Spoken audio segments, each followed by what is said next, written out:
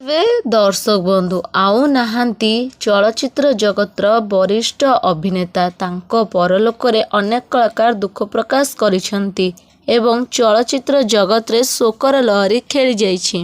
वर्तमान समय रे चलचित्र जगत पई जहा गोटे दुखदायक खबर सामना को आसीछि। एही प्रसिद्ध कॉमेडियन परलोकरे अनेक कलाकार दुख प्रकाश करिसेंती।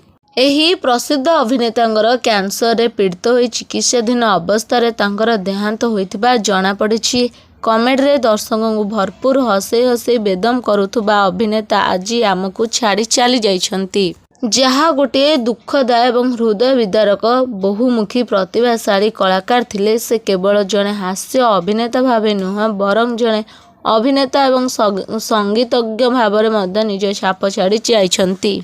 समस्त को कंदाई चली जाइछंती कृष्णमूर्ति। मदन बन नाम जनाशुना थिले। बेस कृष्णमूर्ति नाम जन्मग्रहण करथिबा मदन बन तांको परिवार अष्टम संतान थिले।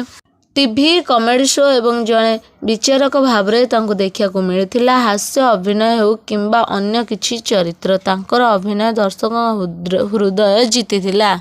परलोकरे लोकप्रिय कॉमेडियन अभिनेता एस कृष्णमूर्ति कर्कट रोगरे थिले पीड़ित। तांको परलोकरे अनेक कलाकार दुख प्रकाश करिसेंती एवं चलचित्र जगत रे शोकर लहरी खेली जाइछि।